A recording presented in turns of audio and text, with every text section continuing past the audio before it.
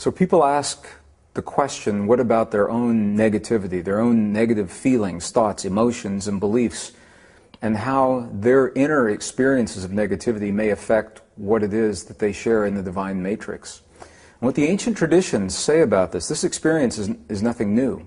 It's the same experience in humanness now that we had 2,500 years ago. And what the ancient traditions in the text say is that our experience is only an experience, not positive, not negative, until we judge our personal experience, until we give it an importance based on our perceptions and our beliefs. And until we do that, it is simply an experience. So the question is, why are we judging ourselves, and how do we judge ourselves? And the healing comes from allowing us to feel whatever it is that the world gives to us to feel, and to acknowledge that feeling and say, yes, this is a feeling. Sometimes it's a good feeling, sometimes it's a bad feeling, but to allow the feeling to unfold without judging what the feeling means or being afraid of how it may affect something else in the world. The feelings that we call negative are simply indicators, indications that something has crossed our path that now is inviting us to examine this experience. Why do I feel this way? What is it saying to me? And they become a problem only when we ignore them, when they go unresolved, unreconciled feeling is the term that we use. When the feelings are unresolved and we bury or mask our hurt or our frustration or our anger or our jealousy or our rage, and we do that month after month, year after year, and that feeling is buried inside of us looking for an expression, that's where we begin to have the problems. But the feeling itself, when we have a feeling, I have negative feelings, and I don't judge them. I say, I'm having a feeling about this person or about this situation. And then I have to check with myself and say, why am I having this feeling? What does it mean to me? What is it telling me about my personal beliefs and my personal experience? And in that way, the negative feelings become our best friends, because they actually serve us rather than hurt us, and it's all based in our beliefs and the judgment that we attach to that experience.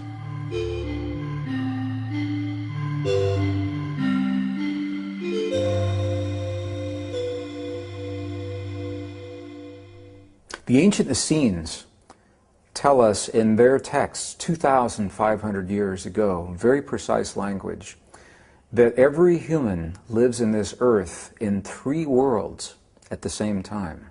We live in the world of thought, the world of feeling, and the world of emotion. And their texts actually say to us, when these three become one, when the thought and the feeling and the emotion are merged, are married together into a single potent force, then when you say to the mountain, move, the mountain will move. Now, I used to believe that this was a metaphor, and now I have seen in the monasteries of Tibet, and I've seen with the holy and the sacred people in Bolivia and Peru, in the native traditions of the desert Southwest, in the medicineless hospitals in Beijing, China. This is not a metaphor. It is a literal fact. When thought, feeling, and emotion become one, we literally can change the stuff our world is made of. We can rearrange the atoms of matter through the belief waves that emanate from our heart. So the question is, when we are experiencing judgment and ego, what is that saying to us really? Well, the first thing it's telling us is that we are not in our heart, because the heart has no judgment and the heart has no ego. When we are experiencing those qualities, it is coming from our mind. It's coming from our inner child. It's coming from our fear, from our families, our perceptions, our conditioning. But it's not coming from our heart. And this is so interesting to me, because I'm using the English language now. And in the English language, the language is not designed for this conversation. Other languages are. Sanskrit, for example, ancient Sanskrit. In Sanskrit, there is one word that means the energy body of the human, for example. It is prana. In English, there is no single word for prana, so we have to take other words, put them together. energy body or electrical magnetic field or something like that. And the same is true when we speak about the language of the heart. There is no word in the English language that describes the language of the heart. Part of my heritage is Southeastern Cherokee, Native American Cherokee. And in that tradition, there is a word that means the single eye of the heart that doesn't see right and wrong and good and bad. It simply sees what has happened with no judgment. And that word is Esta, the single eye of the heart. And so the goal of many ancient traditions, early Christian, early Jewish, early Buddhist, Native American, and now the scientific principles today, is to find a way to view the experiences of life, what happens in the world around us, our relationships, our finances, our health, through the single eye of the heart, the eye that says, yes, this is what has happened, without saying what has happened is good or bad or right or wrong. And when we find ourselves having those experiences, we are in our mind. And it is the marriage of the mind and the heart that give us the power to create. And the way they say to transcend, to get through the judgment that we find ourselves in, it sounds strange at first. But what they invite us to do is this. When something hurts us in life, when something crosses our path that causes us pain, our first reaction is to move away from it, to say, I don't want that. And that is when the judgment comes in. But if we can embrace the experiences when someone or an experience hurts us in life, not that we like the experience or we want to have it again, but the ancients say that we should bless the experience. And this sounds very strange, to bless the things that hurt you. But here's what happens. When we begin to bless the things that cause us the pain, the blessing is simply the acknowledgement. When you say, I bless the person who has just been dishonest with me. I bless the person who has violated my trust, betrayed my confidence. And you say that again and again, and you say it out loud. What begins to happen is the verbal expression brings the physical energy up from the heart into the body. And soon your body becomes warm and you have tears in your eyes and you say, I bless this person, I bless this person. And it is the blessing that relieves the charge of the judgment for just a moment. And that's all we need. Because for just a moment, when the charge is relieved, we can replace the hurt with something else. And the ancients say that that something else is what we call beauty. Beauty is a powerful force in our world. And it already exists everywhere. The ancient Essenes and the Native Americans alike. They say that beauty is already everywhere in everything. Our job is to find that beauty, to seek it out. Now, Mother Teresa was a master at this. She would walk down the streets of Calcutta, India, and she would see dead bodies on the street and decay in the gutters. And in the dung in the gutter of the streets in Calcutta, she would find a flower growing, and in that flower she would find beauty in the streets. And that experience allowed her the strength to find even more beauty in life. So rather than judging the experiences, when they come to us, if we can look at each experience as a blessing, and when we find ourselves hurt, say, again, yes, I feel hurt, so acknowledge it first. Secondly, what is this hurt saying to me? What voice am I hearing? What does it tell me about my life? And bless the hurt now that is giving us information about ourselves. As we begin that experience, it is much easier then for our thoughts, feelings, and emotions to become one so that we can move that mountain when it comes across our paths.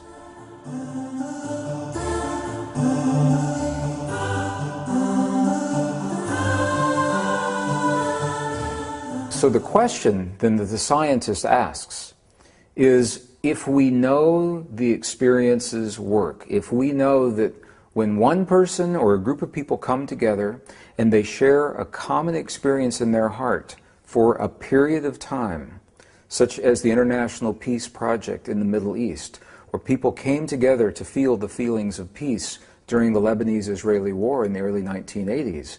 During the time they created those feelings, statistically, terrorist activities dropped to zero, crimes against people declined, emergency hospital room visits declined, traffic accidents declined. And so the scientists ask, if this prayer is so powerful, then why didn't it last? And this is the crux, the secret of the ancient traditions that has been missed by so many people today. Because this experience in our heart was viewed by the scientist as something you do for a moment in time. So you go about your daily life, and at a certain time, you stop your daily life and you do this heart experience, this prayer. And when the prayer is over, you stop the prayer and go back to your life. And the crux of our most cherished, sacred, and ancient traditions is very clear that this experience of the heart is not something that we do. It is something that we become. It is something that we live in our lives. Life becomes the prayer. Every moment of every day is the prayer. And because this modality of prayer, it's called the lost mode of prayer, feeling-based prayer, because the prayer is based in a feeling, and we can have a feeling all the time. We can have a feeling in our cars, driving on the highway. We can have a feeling in the office, in the school, with our families, alone in the park. We can always have a feeling, and that means we can always be in prayer. But it's not something that we do in a moment. It's a way of living. It's a way of life. It's something that we become. And when we do that, the prayer never ends. And that is the secret to maintaining the powerful effects that are documented by science and that the ancient texts and the Essenes tell us are possible in our lives.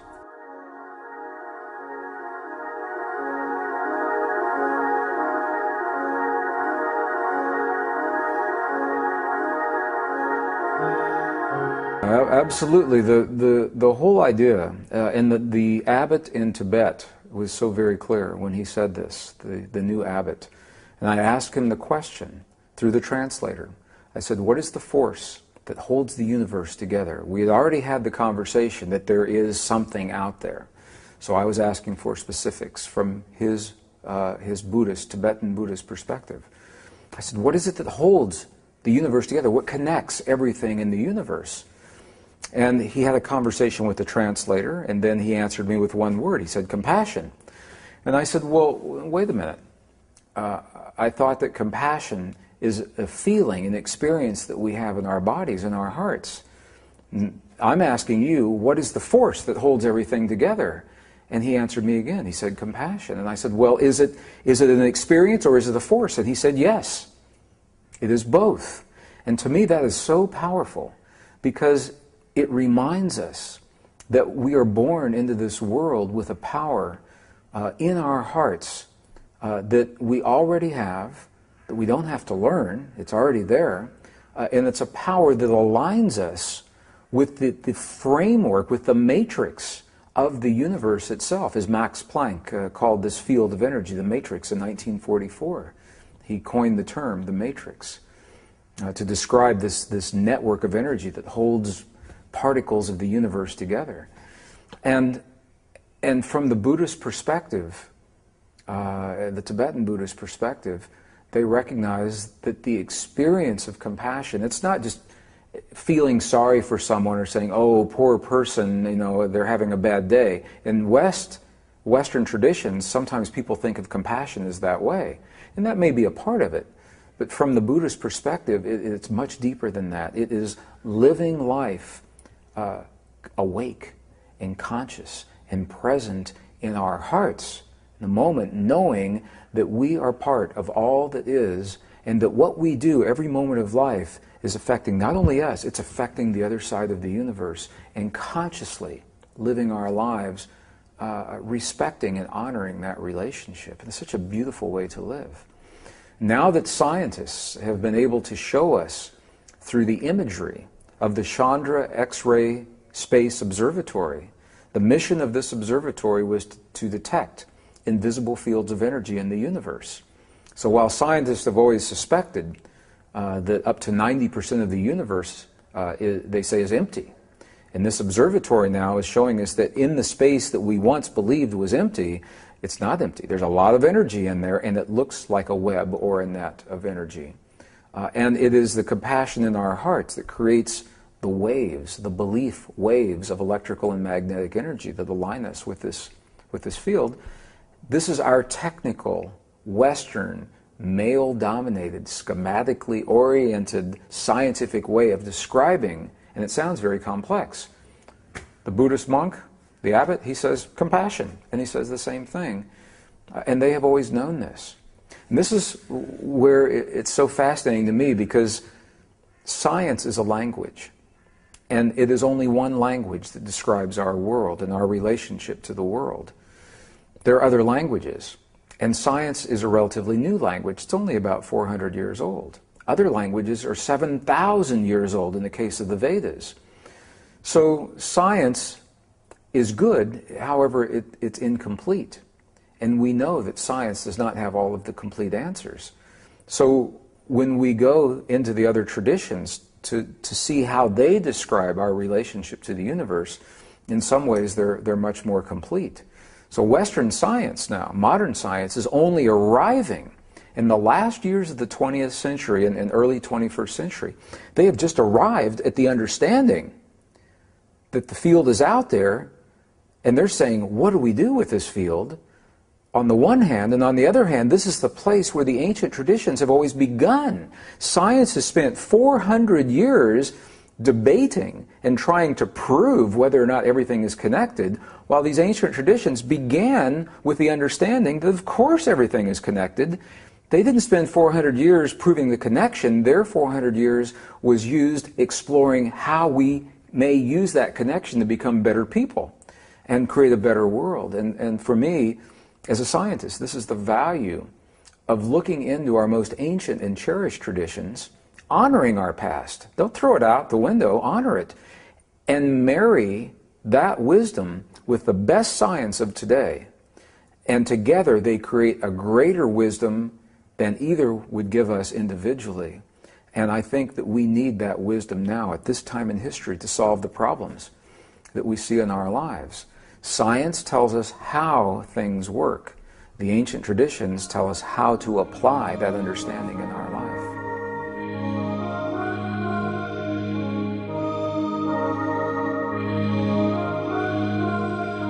Science told us that we must believe either one or the other, science or spirituality, but not both. Now, as a child, I always believed that science and spirituality are the same thing, and I thought everybody else believed the same thing. They just didn't talk about it. So I always believed that when we study science, we understand nature and how the world works. Ultimately, we're understanding God. But when I began working in the corporations, I found nothing could be further from the truth. They said, you either are a scientist or you're a spiritualist. You either use technology or you use religion. And it doesn't have to be that way. So I think our greatest power in this civilization, there is a new science and a new spirituality that's being born right now. And it's so new it doesn't even have a name. We don't know what we'll call it. And maybe it's better with no name, because if there's a name, then there's rules and somebody owns it. So right now it has no name. But it is a blending, a beautiful marriage of the technology and science that we have today with the understandings that have served us for over 5,000 years and got us to the point where we are today.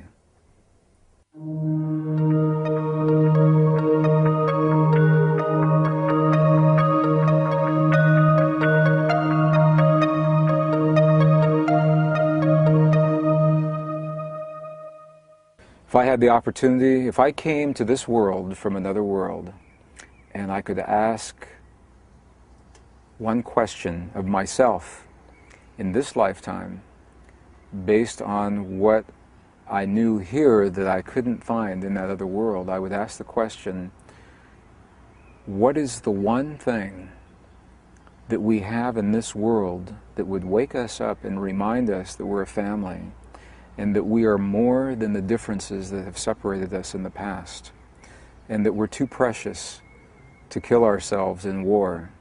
What is the one thing that could be awakened in this lifetime and shared with every human on the face of the earth that would remind them of that truth? Because I believe it is a truth.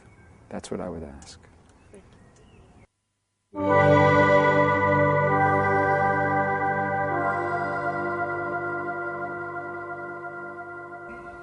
The word resonance it's a very powerful word in our language that simply means when two energies find a way to match one another.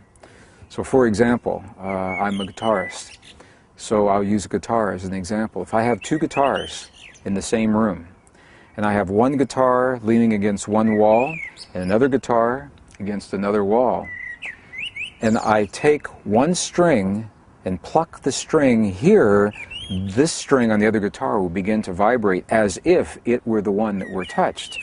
And the reason is because they are in resonance. They are tuned the same. The other strings will not vibrate because they're not tuned the same. This is a powerful principle because when we can find resonance in our heart, we tune our bodies the way we tune a musical instrument. And we do this with thought, feeling, emotion, and belief. We choose the quality of belief inside of our bodies that brings us into resonance with the truth and the beauty, or the anger and the hate of the world around us. And the beauty is that we get to choose where that resonance comes from.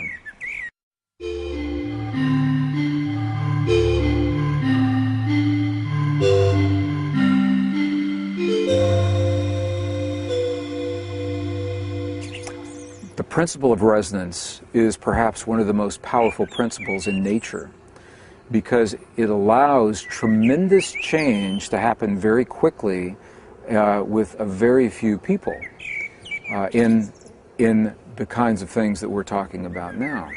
And the reason is because if those few people learn the language of resonance with the divine matrix, with the field, if they choose peace and healing in their bodies, and they find that they can convey that in the divine matrix, the focused power of knowing the language is stronger than the chaotic power of not understanding the language. So many people in chaos is what we see in our cities right now. A very few people focused that understand the language may transcend. I'm not going to say that they overpower or that they win. I'll say that they transcend. They're no longer locked into the negativity from those other people. And it's because of the principle of resonance.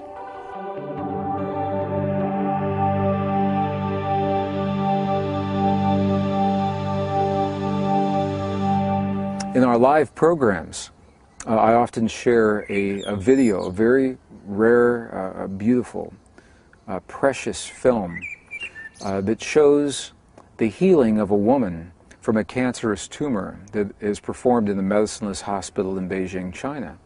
And through the technology of sonogram, of ultrasound, we can see inside of her body, we can see a cancerous condition change in less than 3 minutes in the presence of 3 practitioners who understand the language of resonance that her body recognizes.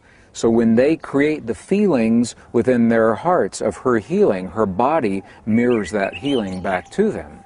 And I share this video for one reason and one reason alone. Because when we have the conversation in the workshop, it is academic, it's theory, it's nice to think about, and we hope it's true. When we see the image of the healing, it takes the whole conversation out of possibility and makes it very real in our lives. And we say that one of 2 things has just happened. Either we saw the video and it is a fake, because you can fake on a computer, or we saw the video and we have just seen something with our eyes that our heart wants to believe and that our mind needs to help us understand that miracles can work. So the reason I share the video is because it is quick, potent, powerful. The image, we'll think about that image for a long, long time to show people that it is real. However, they don't need to go to that precise hospital or any hospital to have that experience, because the whole idea of showing the video is to show that when we can feel these feelings in our bodies, we affect our own healing. And I'll tell you how I know this, because I've had the personal experience. In my life, I was diagnosed with a condition in the year 2000. And I went to a traditional doctor, and they did traditional techniques and said there's something there that shouldn't be there in your body. And I had to think about that. And I said, I travel the world and I show people this possibility from theory. And now I'm having an experience. What would this mean to me? And I realized it was an opportunity for me to practice and trust within myself what I'd been showing so many other people, so that from that moment forward, I could look at any human in the eye, and I could say to them, I know you have this power, and I can say this to you with confidence because I have healed myself doing exactly what I'm sharing with you right now. And that's what happened. I used the techniques that I learned in the monasteries in Tibet, and I learned from the healers in China. However, I still went through the medical procedure because there's the part of the mind that questions. So I underwent the anesthetic, the doctors began to explore, and I woke up in the recovery room and the doctor said, what are you doing here? There's nothing there. There was never anything there. There was no scar tissue. There was no evidence. He said, why are you here? And I began in my waking up state to tell him about the power of human emotion to heal our bodies. And that's something that doctors don't like to hear. However, I have shown this video not only to public groups, such as the ones in Milan and in Germany and France and England. I've shown them to private organizations, the United States Air Force medical facilities. I've shown them to medical conventions and medical doctors. And they will look at this as an isolated miracle. They say, yes, this has probably happened. It's a miracle. We'll come back and explore it later, but first we're going to find the cure for cancer. Because in their mind, there's a disconnect. In the mind of a modern medical practitioner, there is no relationship between heart waves, belief waves, electromagnetic fields in the heart and the healing of the body.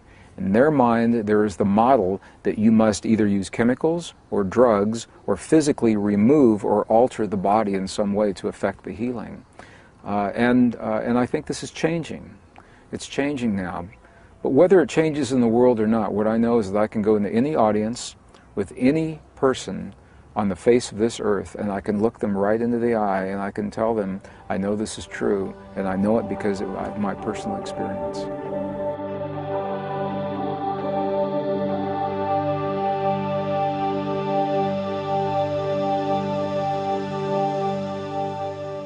When we say the practice for many people in the West, again, it sounds like something that we do sometimes. And the key to all of the traditions is that it becomes a way of life rather than something that we do sometimes. Our conditioning in the West is that our spiritual practice is something that we do at the end of the day when the children are fed and the bills are paid and the dishes are done and the clothes are clean and the lunches are prepared for the next day, and then we go into a room and close the door and turn on the music and light the incense and burn a candle, and by then it's 2 o'clock in the morning and we're too tired to do anything, and we take a deep breath and say a mantra and go to bed. The point is, and that's an exaggeration, but for many people, the point is that their spiritual practice is compressed into a few moments after everything else is finished in our culture. Ours being the West. However, you go into the Native American cultures in North America, South America, again into the monasteries in Egypt and Tibet, their entire lives are the spiritual practice. And then every once in a while, they will stop that spiritual practice for a moment to make change for 20 euros. It's just the opposite of the way we think about life. So again, it's about becoming the practice and allowing it to be a way of life rather than viewing it as something that we do in a moment in time. And this is, we do the programs all over the world, and people come after the program, 1 day, 2 days, 3 days, and they say, great program, where is the next program? What should I study next? And I have to say to them, there is no more. Go home and experience and live what it is that you've learned here.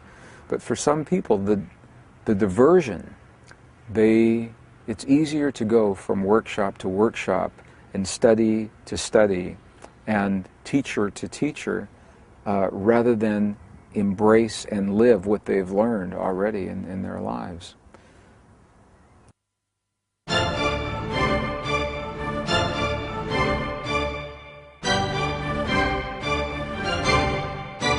Everyone learns differently, and some people need the support and the structure of a group or a teacher to mentor them through, and other people need only a little push and a reminder of how it works, and they have the discipline to live this on their own, and that's what makes us unique. We're all different. We all learn differently. We all learn from different language, and that's why there's so many teachers that often teach the same thing. And people come up to me all the time and say, this sounds very similar to what my Buddhist teacher said, or what A Course in Miracles says, or what someone else has said. And I say, well, yes, that's good, because I expect if something is true, you will hear it many different times in many different ways. However, while my language may work for some people, other people, they may learn better from another language. And I've learned, we do workshops for children. In second grade, so they're 8 and 9 years old. And we go into the school, and the school invites us. And when we do that, I use very different language. Very visual programs, no technical words, a lot of direct experience, and we pose it all as a mystery that has not yet been solved. And these young people love to know that there's something left that they can still solve. I speak to high school seniors. We use a different language, very different language. We've gone into nursing homes where people have a very short attention span, and the technical words will not work. So we find another language.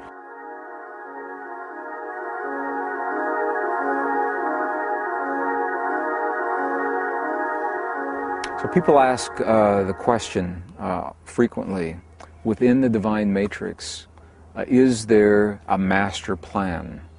Do I believe that there is a master plan? And there are a number of different ways of looking at this. From the perspective of the ancient texts, we are approaching a time in history, a convergence time in history, when our world and our bodies are about to change. And all of the rules that have worked up until this moment in time will change. We will still be here and there will still be a world, but the rules will become different. So from that perspective, the owner's manual, if you will, of how we work in this world that has been here for 5,000 years, that divine plan may be coming to an end. We begin another plan. But within this divine matrix, what we know is this: we're living in a field of many possibilities and energy that will allow us to create whatever it is that we can imagine in our minds and feel in our hearts. And from that perspective, we are limited only by our imagination and our courage to feel the feeling in our hearts as if our dreams have already come to pass, if they've already come true. That, I believe, is what our experience here is all about. What happens if you take a beautiful human with a mind and a heart and you place them into a world where they may create anything that they choose? Will they create lightness or dark? Will they choose peace or will they choose war? I believe we have complete freedom to create. However, I believe we are limited in the sense that we will not be allowed to destroy this planet, because I believe we are also part of a greater existence, and what happens here affects life beyond here. And from that perspective, there is a greater plan that allows us to develop and mature, but will not allow us to destroy this world or ourselves. I believe that plan exists.